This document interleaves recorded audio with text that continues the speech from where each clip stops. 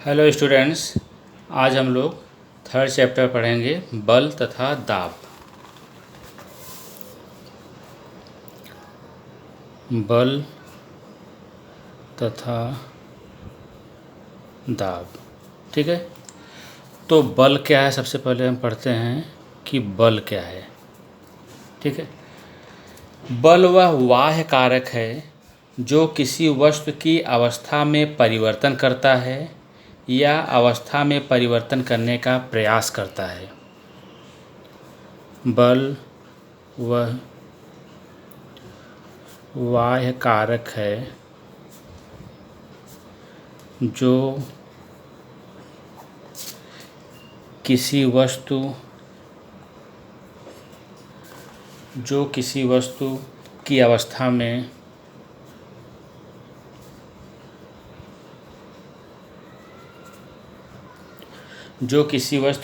में परिवर्तन करता है या अवस्था में परिवर्तन करने का प्रयास करता है या अवस्था में परिवर्तन करने का प्रयास करता है। ओके, तो बल है कि किसी वस्तु की अवस्था में या तो परिवर्तन कर दे या तो परिवर्तन करने का प्रयास करे। जैसे अगर हम किसी पिंड को स्थिर है उस पर बल लगा करके हमने उसकी अवस्था को परिवर्तित कर दिया, एक स्थान से दूसरे स्थान पर उसको शिफ्ट कर दिया, तो हमने बल कर दिया, मतलब हमने उसकी अवस्था को परिवर्तित कर दिया। लेकिन अगर कोई बहुत भारी पिंड है, हमने उस पर बल तो लगाया लेकिन उसकी अवस्था परिवर्तित नहीं हुई, लेकिन फिर भी हमने उसका प्रयास किया, उसकी अवस्था को परिवर्तित करने का प्रयास किया हमने, इसका मतलब हमने बल लगाया। ठीक है, तो बल वह कारक है जो किसी वस्तु की अवस्था में परिवर्तन करता है या अवस्था में परिवर्तन करने का प्रयास करता है। अगर कोई दीवार है, हमने उस पर धक्का मारा, बल लगाया, तो दीवार तो आगे गई नहीं, लेकिन हमने प्रयास किया तो भी हमने बल लगा दिया। ठीक है, तो बल एक सदिश राशि है। बल एक सदिश राशि है। क्यों? क्योंकि इसमें परिमाण और दिशा दोनों होते हैं।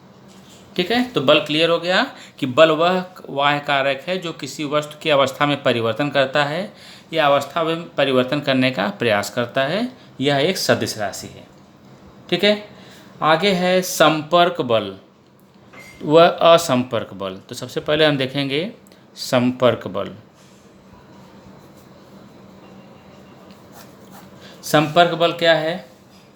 जब दो पिंडों के एक दूसरे के संपर्क में आने पर बल लगता है तब उसे हम बोलते हैं संपर्क बल। तो क्या है? दो पिंडों के एक दूसरे के संपर्क में आने पर लगने वाला बल। दो पिंडों के एक दूसरे के संपर्क में आने पर लगने वाला बल, इसको हम लोग बोलते हैं संपर्क बल। ठीक है, ये क्या होता है? जैसे अगर किसी पिंड को हमने उठा लिया तो हमारा इसका हुआ, इसका मतलब कि हमारी पेशियां जो उसके संपर्क में आई, तो संपर्क में आने के बाद बल लगा तो संपर्क बल हुआ। या किसी पिंड को हमने ढकेला, धक्का लगाया, वहाँ पर भी ये संपर्क बल हुआ। खींचा उसको, वो भी संपर्क बल हुआ। घर्षण बल, ये भी संपर्क बल है। इसका मतलब उदाहरण इसके क्या हैं? संपर्क बल के उदाहरण हैं उठाना, ढकेलना,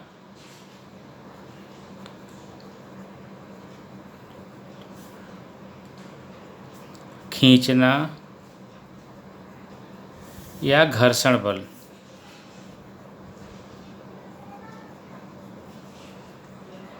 ठीक है, तो ये सब संपर्क बल हैं।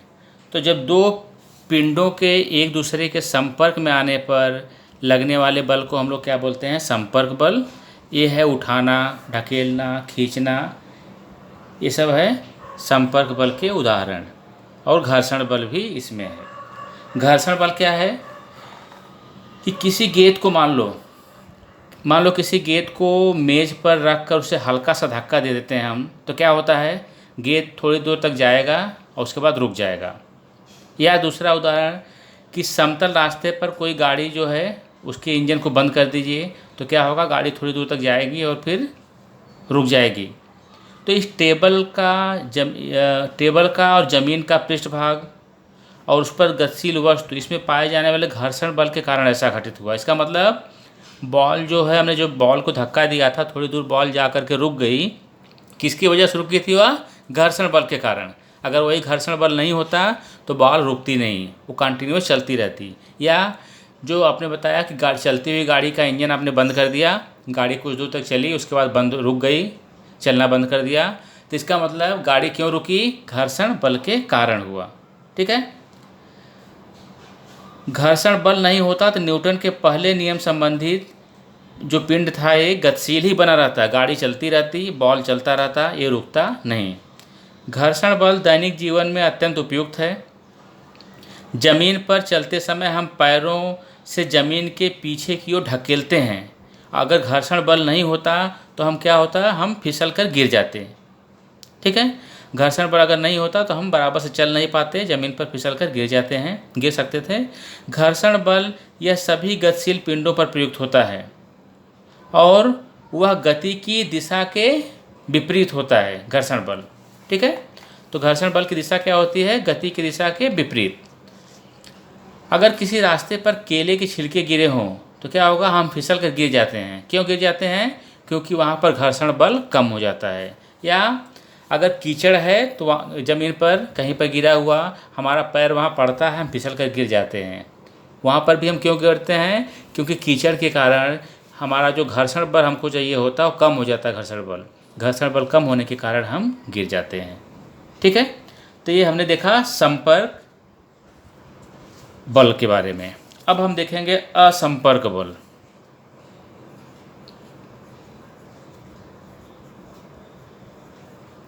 असंपर्क बल ये क्या होता है?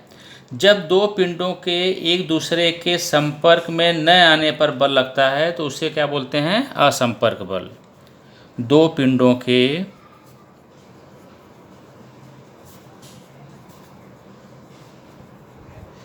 एक दूसरे के संपर्क में न आने पर लगने वाला बल। ठीक है। तो असंपर्क बल क्या है कि दो पिंड जो है एक दूसरे के संपर्क में नहीं आ रहे हैं, फिर भी उनमें बल लग रहा है, तो इसको हम बोलते हैं असंपर्क बल। इसका उदाहरण क्या है? चुंबकीय बल। जैसे चुंबक अगर है और उसके सामने कोई चुंबकीय पदार्थ है तो उसके हम थोड़ा सा दूर पर रहेंगे तब भी वो उसको अपनी तरफ आकर्षित कर लेगा, बल लगाकर खींच लेगा अपनी तरफ। तो यहाँ पर ये एक दूसरे के संपर्क में नहीं आया, फिर भी उस पर बल लगा, तो चुंबकीय बल हो गया। दूसरा गुरुत्वीय बल। गुरुत्वीय बल। ठीक है। गुरुत्वाकर्षण भी क्या होता है? वो अपनी तरफ खींच लेता है, यहाँ पर भी संपर्क में नहीं आता है। दूसरा है स्थिर विद्युत बल। स्थिर विद्युत बल।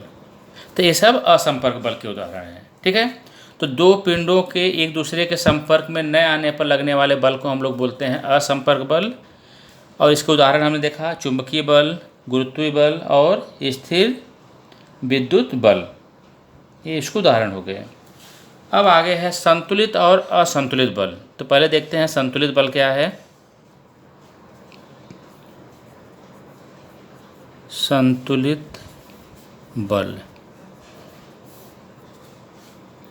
यदि किसी वस्तु पर दो या अधिक बल कार्यरत होते हैं और इनका परिणामी बल शून्य होता है तो इन्हें संतुलित बल कहते हैं।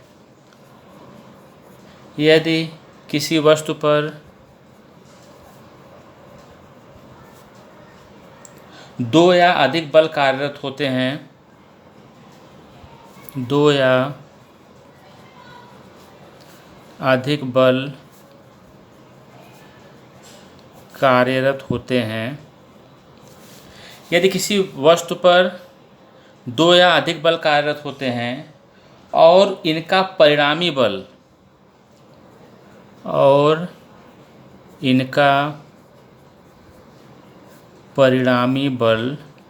क्या होता है? शून्य होता है। इनका परिणामी बल शून्य होता है तो इन्हें क्या बोलते हैं? संतुलित बल। जैसे आपने टग ऑफ वार या रस्सा कसी, इसका उदाहरण है कि आपने रस्सा कसी का खेल देखा होगा।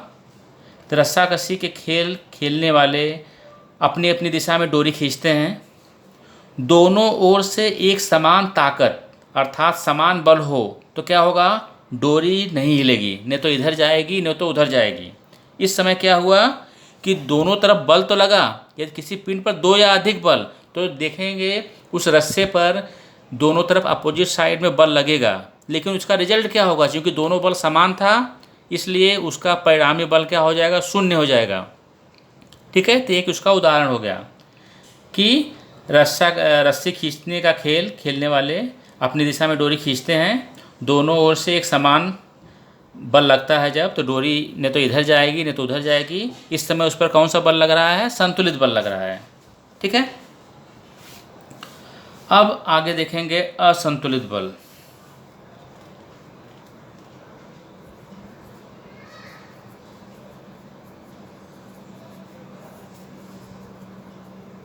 असंतुलित बल ये क्या होता है? यदि किसी पिंड पर दो या अधिक बल कार्यरत होते हैं और इनका परिणामी बल शून्य नहीं होता तो इन्हें असंतुलित बल कहते हैं। यदि किसी पिंड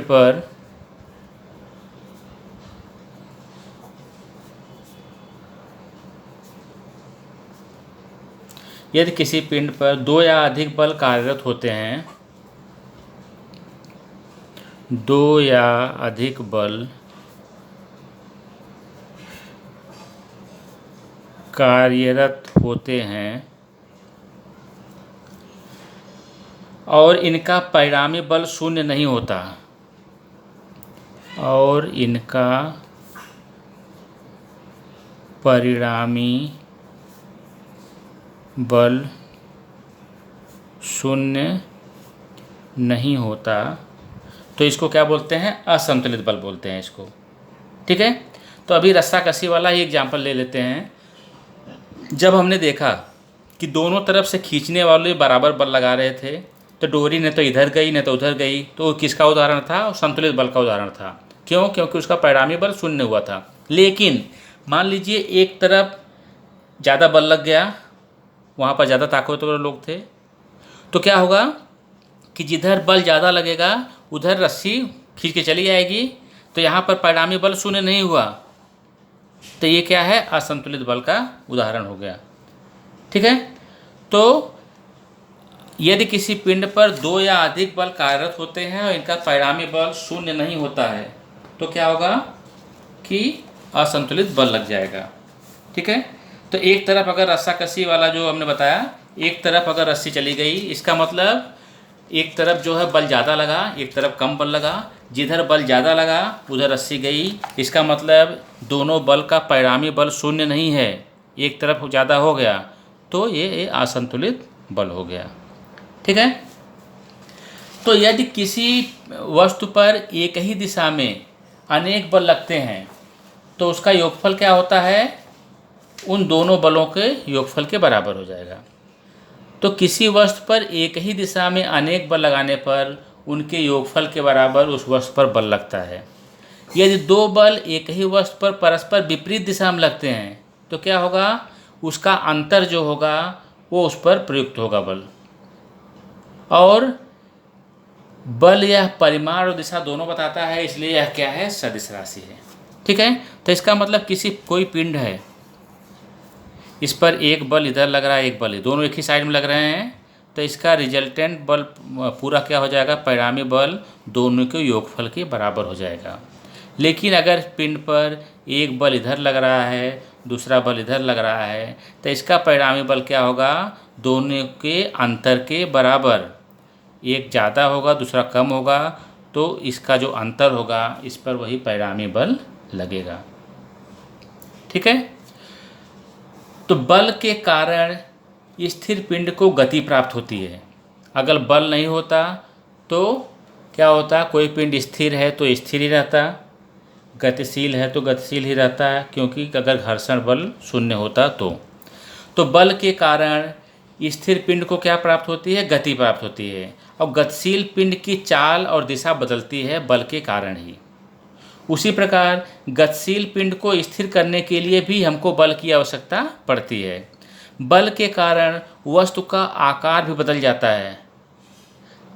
आटा को जो हम गूंथते हैं तो क्या होता है, उसका आकार बदल जाता है, उसके आकार में परिवर्तन होता है। या कुम्हार को देखते हैं जो घड़ा बनाता है, वो भी जैसा आकार चाहिए उसको, जिसकी ज़रूरत पड़ती है, जिस तरह का आकार उसको चाहिए होता है, बल लगाकर वो उस तरह से अपना आकार उसका चेंज कर लेता है।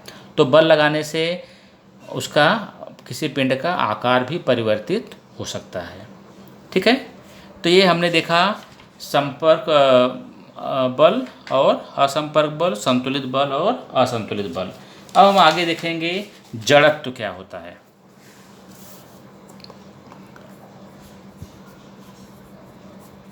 जड़त्व या इनर्शिया। ठीक है। बाह्य बल की अनुपस्थिति में वस्तु अपनी विराम अथवा गति की अवस्था को बनाए रखने की प्रवृत्ति रखती है, इसी को जड़त्व कहते हैं। तो क्या है, बाह्य बल की अनुपस्थिति में, बाह्य बल की अनुपस्थिति में वस्तु अपनी विराम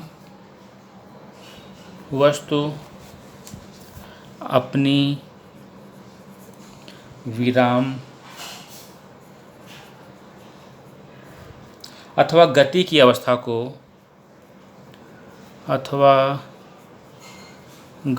की अवस्था को बनाए रखने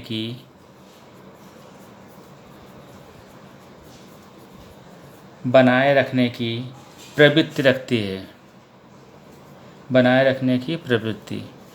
ठीक है। तो जड़त्व क्या है, बाह्य बल की अनुपस्थिति में वस्तु का अपनी विराम अवस्था अथवा गति की अवस्था बनाए रखने की प्रवृत्ति जो होती है, इसी को हम लोग क्या बोलते हैं, जड़त्व। जड़त्व वस्तु के द्रव्यमान के समानुपाती होता है। जड़त्व वस्तु के द्रव्यमान के समानुपाती होता है। इसका मतलब वस्तु का द्रव्यमान जितना ज़्यादा होगा, जड़त्व उतना ही ज़्यादा होगा। हल्के वस्तु को एक स्थान से दूसरे स्थान तक हम आसानी से सरका लेंगे, इसका मतलब क्या होगा, उसमें जड़त्व की मात्रा कम है। बहुत भारी वस्तु है, बड़ा वस्तु है, तो उसको उसकी अवस्था को परिवर्तित करना कठिन होगा, इसका मतलब उसमें जड़त्व ज़्यादा होगा। तो वस्तु का जो द्रव्यमान होता है वो क्या होता है, जड़त्व के समानुपाती होता है। अब आगे देखेंगे जड़त्व के प्रकार।